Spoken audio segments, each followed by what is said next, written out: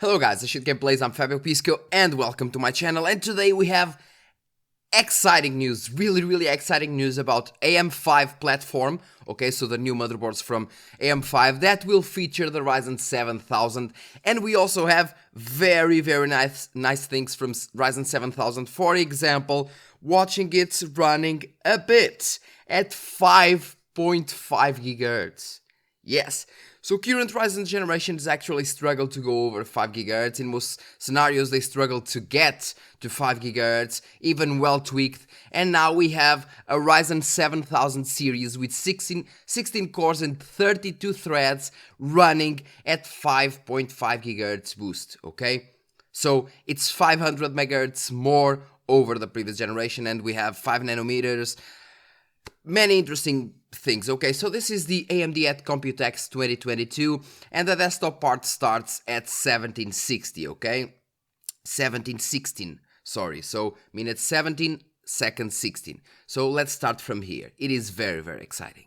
Thank you, Frank and Jason. We're very excited about bringing together the power of Ryzen, Radeon, and AMD software to build the best in ultra-thin commercial and gaming notebooks. Now, you all know that at AMD, we're always working on what's next.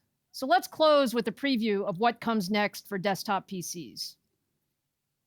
Today, tens of millions of gamers, creators, and PC enthusiasts use AMD Ryzen processors in the AM4 platform. AM4 motherboards were first introduced in 2016.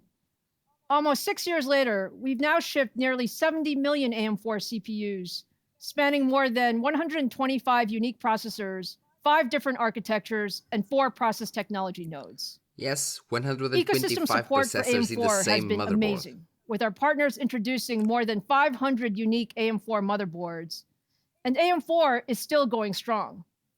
Just last month, we launched the Ryzen 7 5800X3D, the world's first desktop CPU with 3D stacked chiplets. It plugs into existing AM4 motherboards and delivers an average 15% boost in gaming performance. So don't worry, this is like the introduction to the ZEN4 and the AM5, okay? They are actually slapping Intel in the face, telling them that even on AM4, on a socket as old as AM4, they can actually have the best gaming CPU around. So yeah, while consuming less power. Over the 5800X. This type of performance improvement has typically only been possible with the introduction of a new CPU architecture. And as the reviews have highlighted, if you want the best PC gaming processor today, it's the 5800X3D in the AM4 platform. And when you look at the numbers, compared to the best gaming processor from the competition, the 5800X3D wins across a broad range of games. It is the world's fastest gaming CPU, and importantly, it delivers that leadership performance while using significantly less power.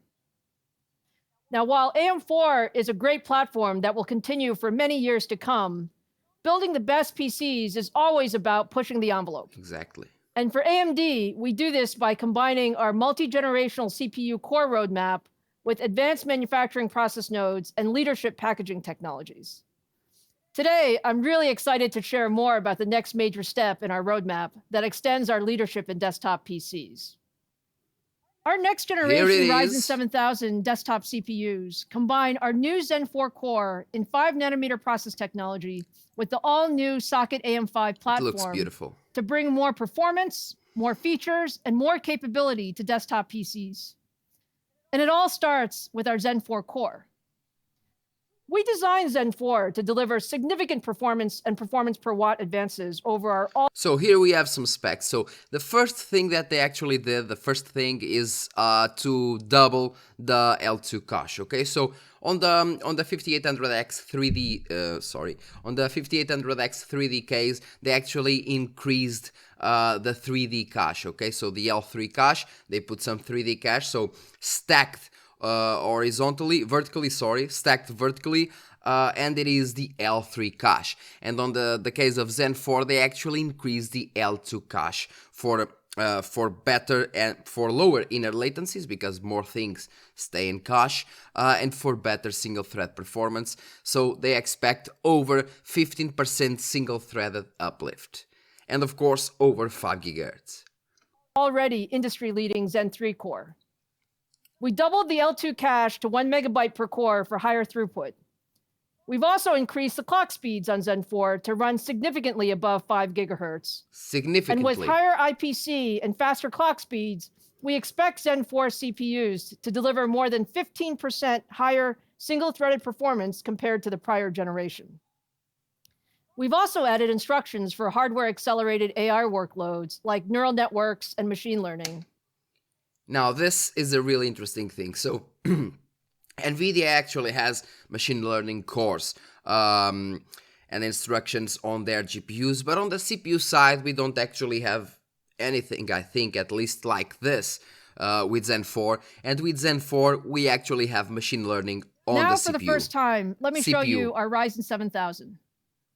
Here it is. As you can see, Ryzen 7000 CPUs include up to 2 core chiplets, each with 8 Zen 4 cores, built on an optimized version of TSMC's high-performance. So we already know the max, supposedly the max, which is 16 cores and 32 threads, because like she said, they include a max of 2 chiplets, with each one having a max of 8 cores. So the maximum for Zen 4, at least so far, is 16 cores and 32 threads, okay? We already have the info. 5 nanometer process technology. The larger chiplet is an all-new 6 nanometer. Now, just let me stop here once again, because this is really interesting. As you see here, for example, we have now the core chiplets of 5 nanometers here, but the new I/O die, because it's all new input-output die, it is actually all new, because it has so many new things. Look at this shit. So we have 5 nanometers on the cores, and we have a die with 6 nanometers. So the previous dies were actually using 12 nanometers, so it's a decrease to half in terms of density, okay? To double in terms of density and to half in terms of nanometers, from 12 nanometers to 6 nanometers. And she doesn't explain much more about this, but we have this integrated RDNA2 graphics. So finally, and I repeat, finally now, we have integrated graphics on all Ryzen 7000 series. These will be really powerful CPUs while also bringing the APU side, okay? So maybe the 3400G performance on a really strong CPU, which is amazing. Let's move on. Nanometer I/O die designed for Ryzen 7000. We added RDNA2 graphics, bringing integrated graphics capabilities into our Ryzen enthusiast desktop CPUs for the first time.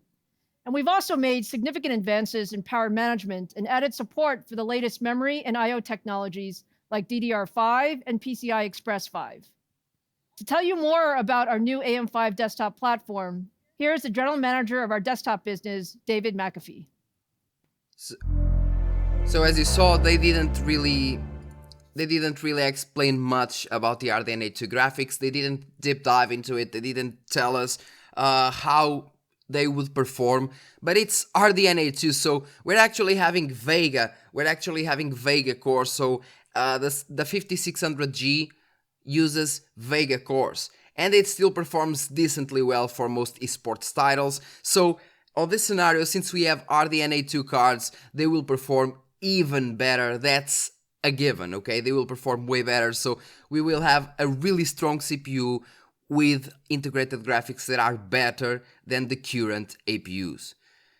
Damn. Thanks, Lisa. Beyond the processor itself, one of the most exciting aspects of this new product family is the transition to the AM5 platform ecosystem. As Lisa mentioned, AM4 was an incredible platform with longevity and capability beyond what we even imagined it would be when it was first introduced.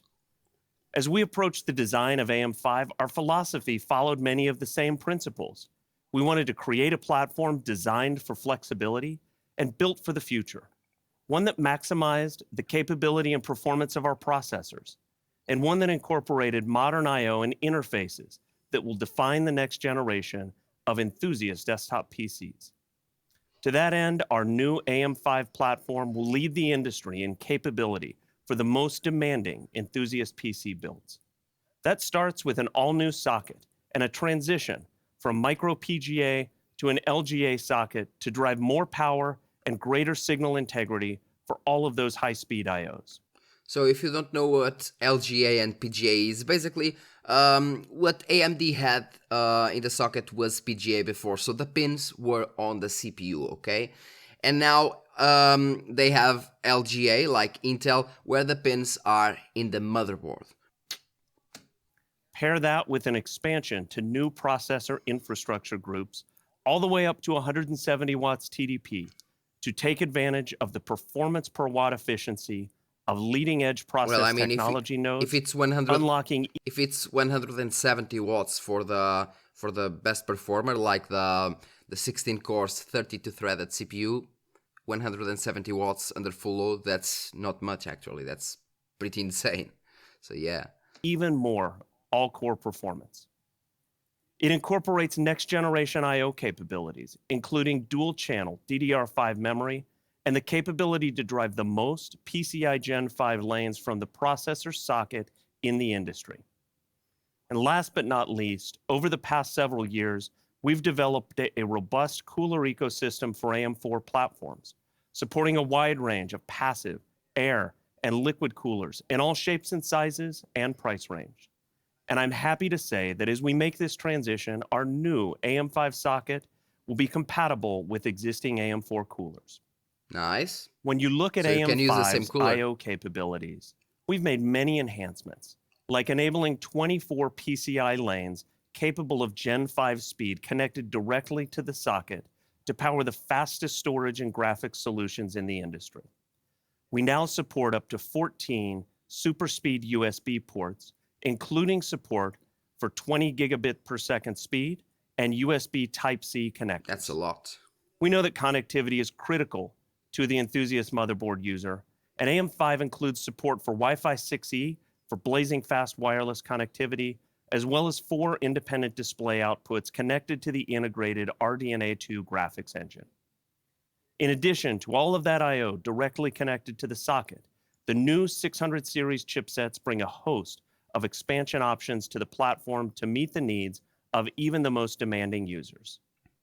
Now, beyond the core platform I/O, the socket AM5 ecosystem also features an all-new SVI3 power infrastructure. So that's really interesting because we have the PCI 5 lanes. Now we have 24 lanes just for storage and graphics. We have up to 14 USB Type-C with 20 gigabits per second. We have the Wi-Fi 6E. So basically it supports out of the box, supposedly. Maybe some motherboards won't support it, of course. And we have up to 4 HDMI 2.1 and DisplayPort 2 ports for the integrated graphics. Sorry, in this case the RDNA2 integrated graphics. Awesome.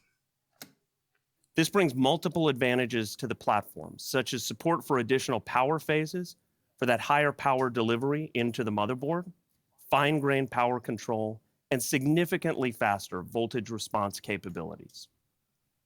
Our AM5 motherboard family will feature 3 levels of boards with different features targeting different segments of the desktop market. At the very top of the stack, we have our X670 Extreme motherboards. These boards deliver the best of the best across all aspects of what the most demanding enthusiasts crave. PCI 5, dual-channel DDR5 memory with the most extreme overclocking headroom and the most power phases to push the limits of performance and overclocking. Next, the X670 AM5 platform delivers the goods for the bulk of Ryzen enthusiasts and their gaming builds. PCI 5 to at least one of the M.2 slots, as well as the primary graphics slot on many boards, as well as very strong memory overclocking and CPU power deliveries on the board. And finally, our B650 boards offer the perfect balance of...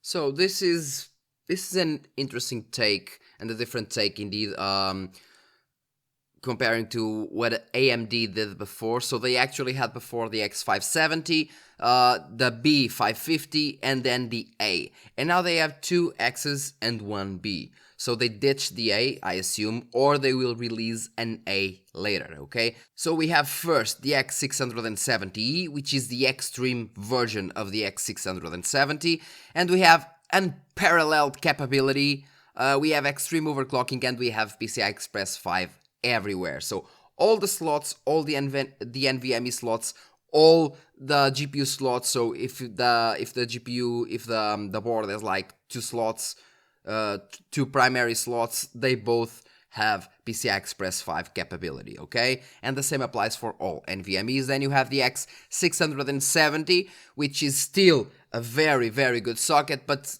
it's not the extreme one, which will be crazy expensive. It will be expensive as shit. But we still have PCI Express 4 at least, so it means that more motherboards can have more slots with PCI Express 4 to at least one PCI Express 5. I keep saying PCI Express 4, it's PCI Express 5. So at least one with PCI Express 5 and one graphics slot with PCI Express 5. While the B650 is basically a midterm. We have at least one PCI Express 5 for storage and not for graphics.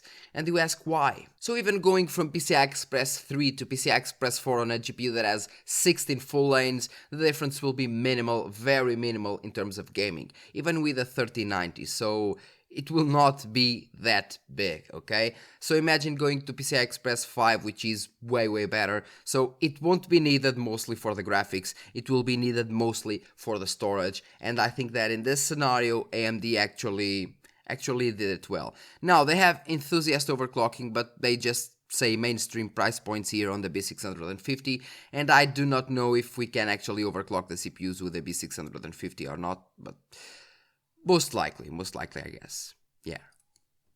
Price point and capability. These boards are designed for performance users who want all the features the AM5 ecosystem has to offer, but may not demand all of the headroom and overclocking support the X series boards make available. Okay, he's These talking boards will about all headroom feature only. PCI 5 to an M.2 storage socket so that users can take advantage of the benefits that Gen 5 offers. Okay. Now, in 2019, AMD was the first to introduce PCI 4 to our desktop platforms, and now we're bringing in PCI 5, which doubles the throughput once again, offering a theoretical maximum speed of 32 gigatransfers per second per lane to a range of devices on the motherboard. The first enthusiast-grade PCI 5 devices entering the market are NVMe storage solutions, and AMD has partnered with Phison, as well as storage device manufacturers like Crucial. So this part is not really interesting. They're just talking about the things about the motherboards. Let's pass a bit forward because, yeah, this video is very long. Here there is. Thanks, David, for highlighting some of the big advances AM5 will bring to desktop PCs. Now, one of my favorite things to do is show off our new tech, so I'm so excited to be able to do that now with Ryzen 7000. Let's start first with gaming. What you're seeing now is gameplay footage of the recently released Ghostwire Tokyo from Tango Gameworks and Bethesda Studios, running on a pre-production version of our 16-core Ryzen 7000 processor. This first-person action-adventure game has rich visuals that help recreate an alternate version of Tokyo. If you look at the current frequency of the CPU reported in the top left corner, you can see that those ZEN4 cores... Nice. So as you see, it goes from 5.3 gigahertz to 5.5 gigahertz in terms of boosting, and it's awesome. We never had a Zen CPU reaching as high as this. So 5.5 gigahertz in terms of boosting. It's quite insane. It's quite insane because what Intel had so far, they actually improved a lot the IPC, of course. It was a major uplift in terms of IPC going to the 12th generation, but they always had the upper hand in terms of frequencies, and they do not have the upper hand now, okay? I mean, they can be on par, maybe they may have the upper hand a bit in terms of frequencies, but I don't see any 12900K running at 5.5 gigahertz that isn't needing a nuclear uSign, or like they say in English, uZen or something like that, to actually power the CPU. It will need like 400 watts to run at 5.5 or 300 watts at least, and this is not the case, I'm sure. So yeah, very nice. Are running around 5.5 gigahertz with slight variations during gameplay. We designed ZEN4 to run significantly faster than our previous generation, And that increase in frequency can translate into a smoother gaming experience. And while this is just one example, we're really excited for gamers to get their hands on our Ryzen 7000 series. But we know our fans use Ryzen for more than just gaming. From the beginning, Ryzen has set the standard for high-performance content creation, delivering performance that was previously only available in a workstation-class processor. Ryzen 7000 will extend that even further. Now let me show you a Ryzen 7000 processor running the popular Blender 3D modeling software. On the right is the Ryzen 7000 system, and the left is a competitor system. Both CPUs are 16 cores and rendering a custom image of our next-gen Ryzen desktop CPU, with Blender maxing out the core and thread count of those processors to complete the render as quickly as possible. As you can see, the Ryzen 7000 system completes the process. Damn, that's a big difference, and I'm pretty sure that the 12900K is actually pulling a bit more power, so that's a lot. 31% faster, which means creators spend less time waiting and much more time creating. That's a lot. So hopefully you can see why we're so excited about our next generation Ryzen 7000 CPUs and AM5 platforms. You'll hear a lot more over the coming months, and you should expect Ryzen 7000 processors will be available starting this fall. It's been fantastic spending some time with everyone today. Let me close with a recap of the news. New ultra-thin and gaming notebooks powered by Ryzen 6000 series and AMD Advantage with leadership performance and battery life are available now. Before mainstream the notebooks 17 based on minutes AMD and Mendocino 30 will be available starting in Q4, and Ryzen 7000 and AM5 are coming this fall. Thank you all so much for joining us today. We look forward to seeing you in person again soon. Have a great Computex 2022. Thank you, Dr. Lisa, or Lisa. As you saw, this is really, really interesting. So we finally have a bit of ZEN4. We actually have a bit of confirmed details by AMD. Some confirmed details. And as you saw, 5 nanometers with 6 nanometers input-output dies with integrated RDNA2 graphics. So all the AMD CPUs will actually become APUs per se, even more since they have RDNA2 graphics and they will perform quite good. And we can expect that the APUs only will be even faster. If the current CPUs will be more or less as fast as the current APUs in terms of integrated graphics because they have RDNA2, then of course the solo APUs per se will have even better integrated graphics, which is awesome, which is really awesome to see. And we have more things like the 5.5 GHz boost on a 16 cores processor. I mean, and I mean, I don't even know what to say. That's really nice to hear.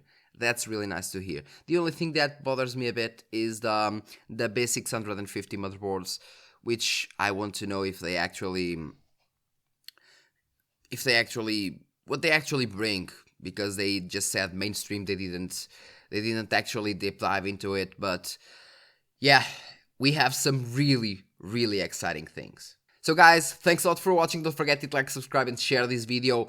Let me know in the comment section what you think about the AMD presentation. And man, those were some really interesting slides. And not just interesting, but also exciting. Over 15% IPC increase, higher frequencies. We have PGA now. We have LGA, sorry, instead of PGA. 5 nanometers integrated graphics, man. This is crazy. This is crazy. Thanks a lot for watching, and see you in the next video.